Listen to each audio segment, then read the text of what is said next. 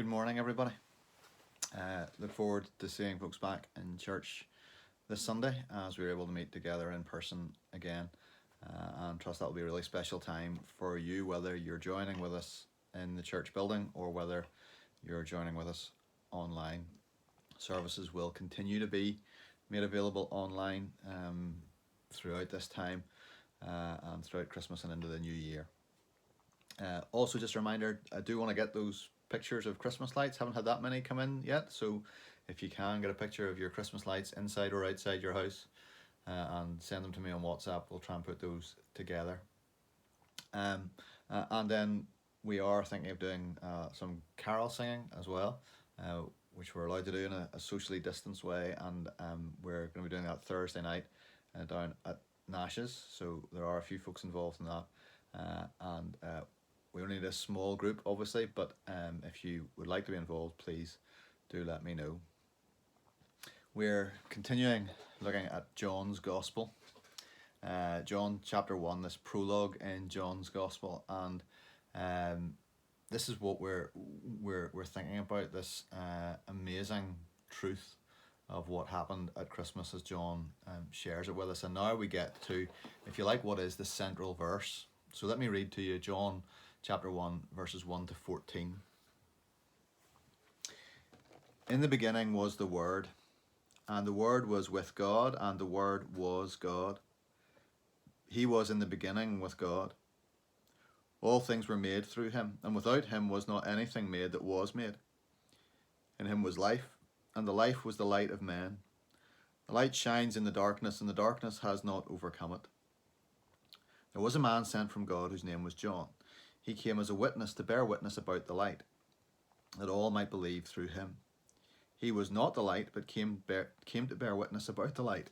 The true light, which gives light to everyone, was coming into the world. He was in the world, and the world was made through him, yet the world did not know him. He came to his own, and his own people did not receive him. But to all who did receive him, who believed in his name, he gave the right to become the children of God, who were born not of blood, nor of the will of the flesh, nor the will of man, but of God. And the Word became flesh and dwelt among us. We have seen his glory, glory as of the only Son from the Father, full of grace and truth. Years ago, when I was a young leader at Ballyholme CSSM, the Scripture Union, and I think I must have been about 20 or 21 years of age, and was helping with the teenage group. So I wasn't a whole lot older than some of them. And I remember we had a panel night, a sort of question and answer night, where they could ask any questions that they wanted to. And one of the questions was, what makes Christianity unique from other religions? And the panelists, who were the leaders, including 20, 21-year-old me, were coming up with different kinds of answers. And then one of the teenagers in the group came up with this answer, just put their hand up and said this: what makes Christianity unique is John 1:14. And as we reflected on that and thought about that, we said, yeah, he nailed it.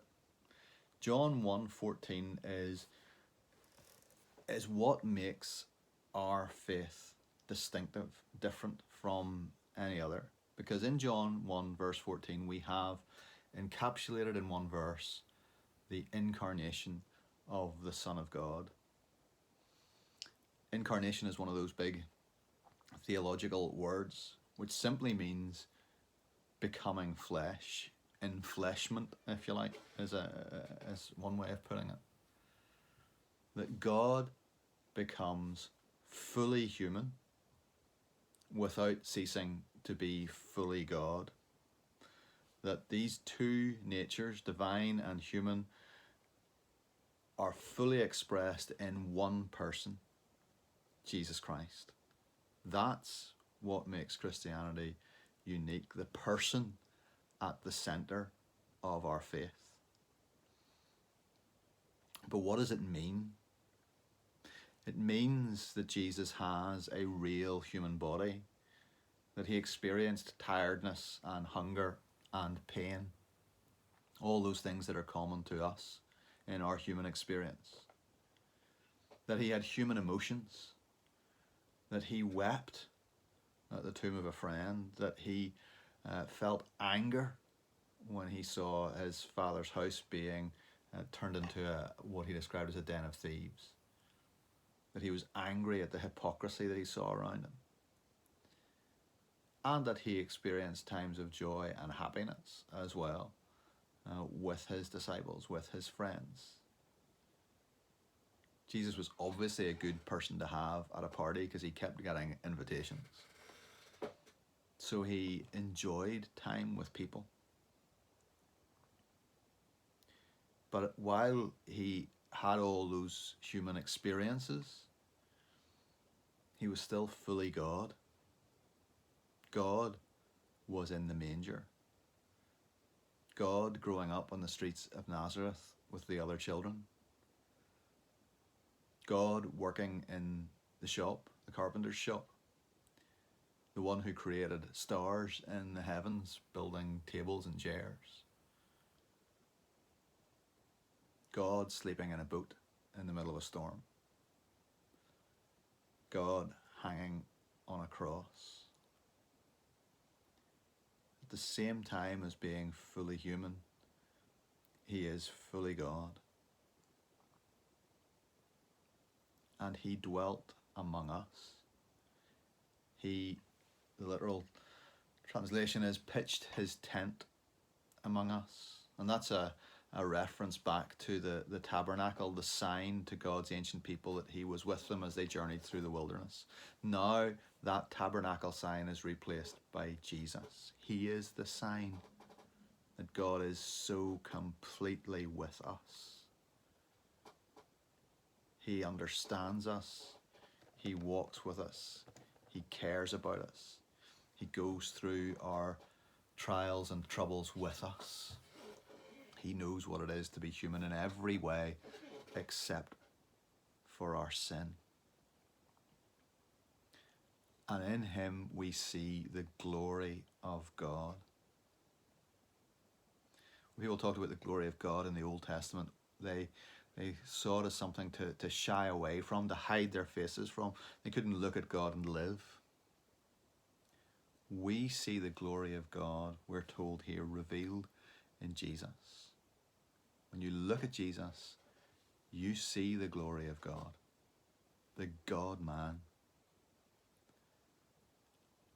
and you live.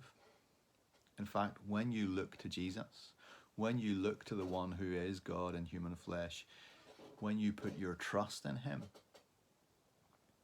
then you get life. Life in all its fullness. Life in place of death. Life that will go on forever beyond the grave. This is the glory of God seen in Jesus. And he is with us in these days, truly showing us who God is and graciously calling us to be with him. This is the wonder of the incarnation. It's what we celebrate at Christmas. And it's what we will celebrate again this year. God bless.